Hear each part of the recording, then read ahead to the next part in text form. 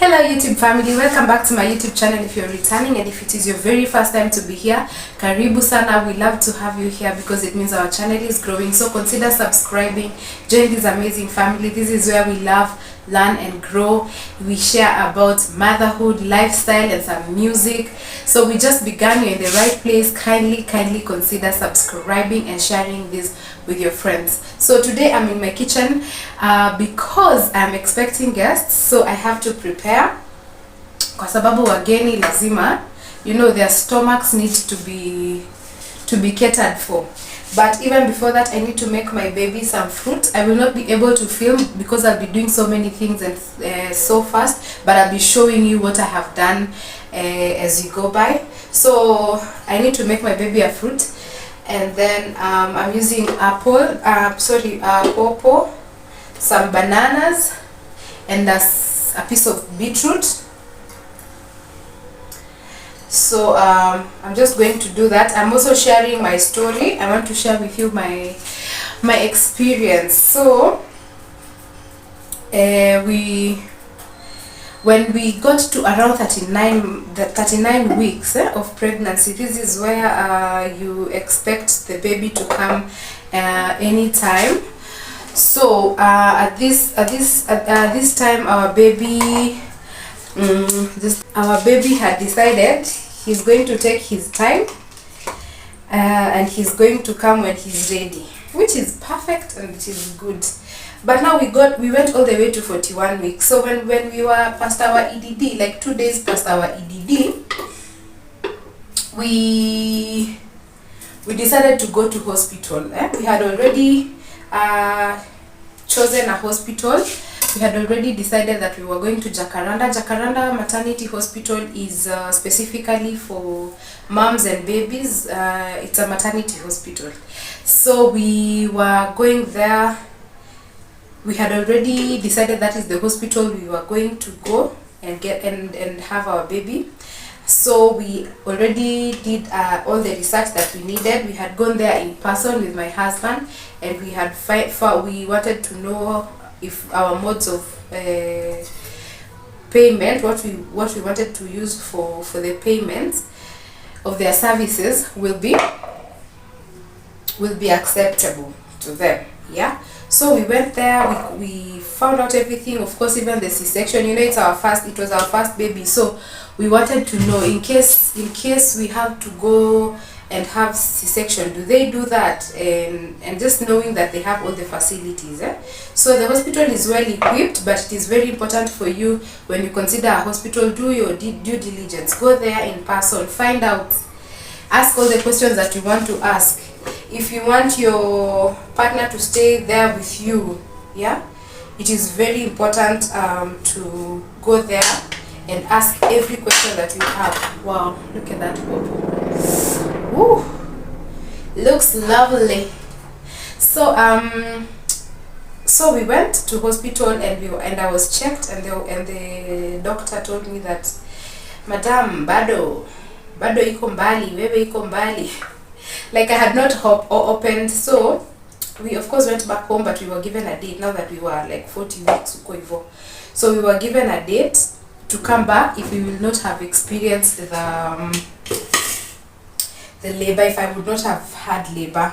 So I go back home, and we are here waiting. The anxiety, guys.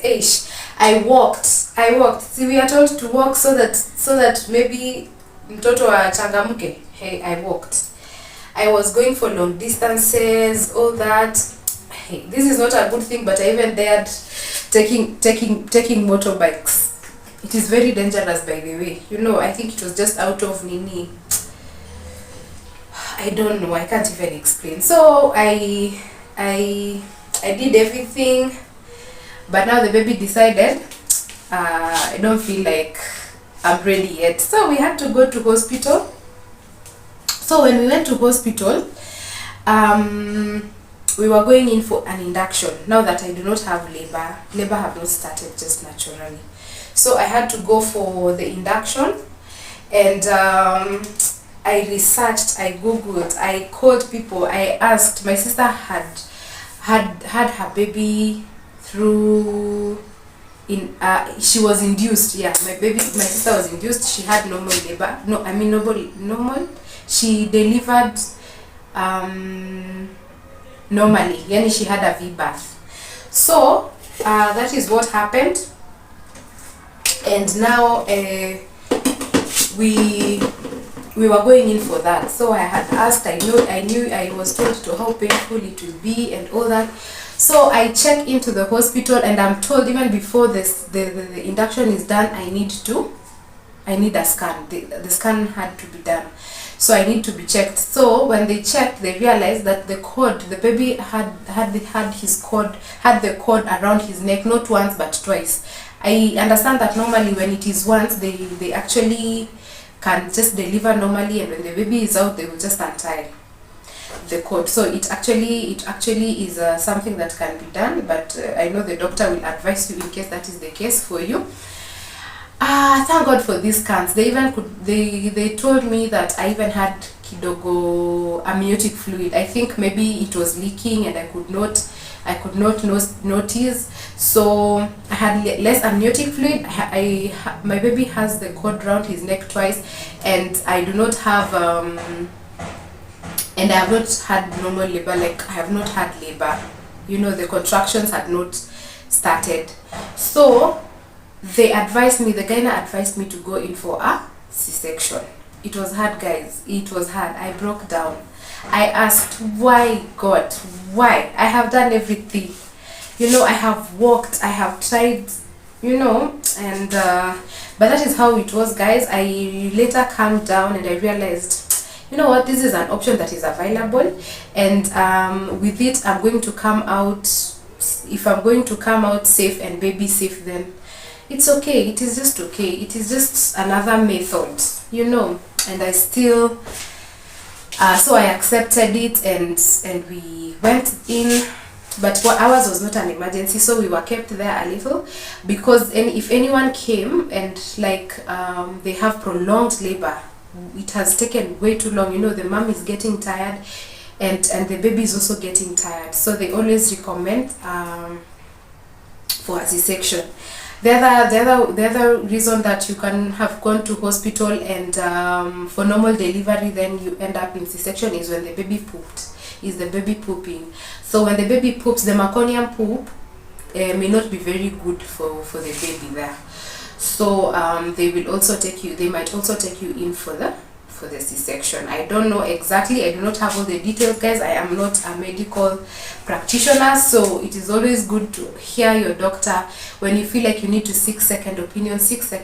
Make sure you're comfortable as you even go for that. So that is what happened to me. So we were just there chilling with my husband, having the last few chats and time together before we had our bundle of joy here. So we just had time to pray. We had time to let our friends and family know that this was going to happen. And because we had that time, even in the hospital, we I don't know, we just accepted, and now we were happy. I was happy. I was at peace. And time came. I remember this is around 11 p.m. It was actually so fast. I was in there, and in like 45-50 minutes I was out. Just like that, guys. Just like that. So this is what happened. This is my story. And it is very important when you go to hospital, even the last day when they recommend anything, ask questions. When you feel like you really want to know what if you don't feel like you are comfortable, ask. Ask. So I understand that there are hospitals that you might even be shouted at. This is our Kenya, but it is well. Just ask. Google is our friend. Google everything, but do not always trust Google, because you can be told so many things and you get confused and you start having some fears and all that. So that is my little story, guys. And the other thing I wanted to really share with you and thank you for is the comments that you shared in the previous video in the comment section. It was so amazing. The one thing that I learned from the comments is that you can actually start expressing your milk from when the baby, before even the baby is born, from like the 37 weeks. You see, when you are in your third trimester, you may start seeing some fluid coming out of your boob. It's a bit like colorless ish or creamish. So when you see that, I think that is when you start expressing. I did not do that. I did not even know. So this is the first time that I'm hearing that, and I really appreciate that comment, and I hope it will help someone out there. If you feel like you want to try and see. You may not know, you will get some important so guys, my baby has started complaining, so I'm going to go ahead and blend this. But even before I do that, because of the noise, the baby, there's a friend of mine in the comment section who mentioned about the cotton wool. Thank you very much, the cotton clothes. Thank you so much, Sandy, for that comment. I hope it helps you. Consider buying cotton clothes, more cotton fabrics than the others, okay? Because she was saying that if you had eczema, there are high chances that your baby will have eczema, okay? And so because we do not know the baby's skin, how the baby will be responding to everything, it is important for you to consider buying cotton clothes. I hope that helps someone who is starting to do their shopping, or if you've already done and you're preparing for baby, you may consider to. So my baby has started complaining, guys. I'm going to take a minute to blend this, as I even mentioned the second comment that was very important in the comment section in my previous video. The other very important comment that came up from my previous video is about the eczema. So she mentioned that if you had eczema as a baby growing up, then there are high chances that your baby will also have eczema. So it is good for you to consider buying the clothes that are cotton fabric. So if you have already shopped, consider adding that even before the baby is here. And if you have not shopped, consider also buying more of that, because we do not know how the baby is going to come, the baby's skin and all that. So I truly appreciate your comments, and please leave a comment in the comment section below. What do you think we need to add? What do you think we need to also improve? Thank you. The previous video, so many comments came out, and I believe that every other video that is going to come is going to be better and better, okay? But guys, I truly appreciate even your subscription. We are now at about 140 subscribers. Thank you so much. I truly appreciate. I look forward to continuing growing with you. You are just an amazing family. I am so excited about doing videos with you guys. So let's continue with preparation for hosting our guests of the day, okay?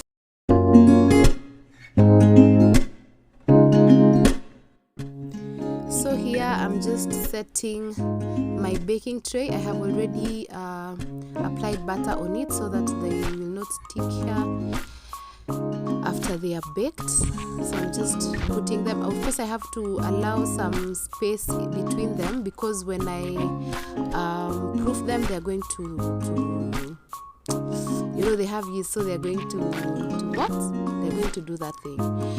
Yeah, so I am just arranging the tray at this point so that they can get ready for proofing. Proofing takes 1 hour, and this is what I'm about to do now. So I just want to put the cling film, and it is going to rest here for about an hour, and then I will just show you how it looks like an hour later. This is the film I'm using by Velvex. Yeah, this is 60 minutes later, exactly an hour later, and my oven is already preheated. It is preheated at 180 degrees, which is 350 Fahrenheit, and I preheated the oven for about 10-15 minutes, and the cinnamon rolls are going to be in there for only 20 minutes, and they are going to be ready for eating. You guys, we can't wait. I can't wait.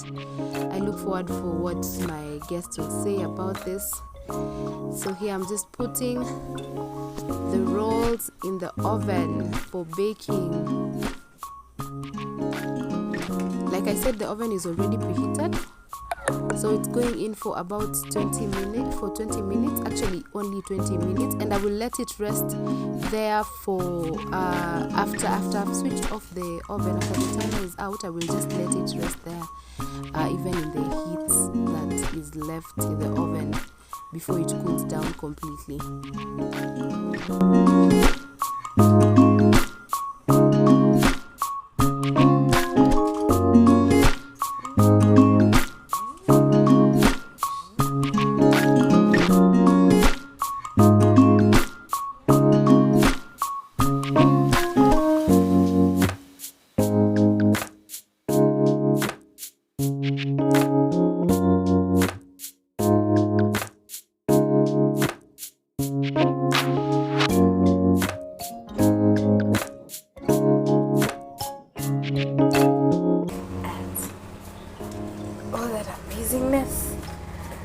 Oh my god, I can't wait to have a bite.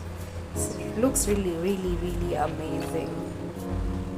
So I'm going to put some butter on top of the cinnamon rolls, and they're so ready for eating. So this is all I have for you guys today. We'll serve cinnamon rolls later. Then now we have chicken curry for stew. We have pineapple salad for salad, and then we also have the fried rice, kawaida fried rice and chapos. It is so yummy, guys. So see you in my next video.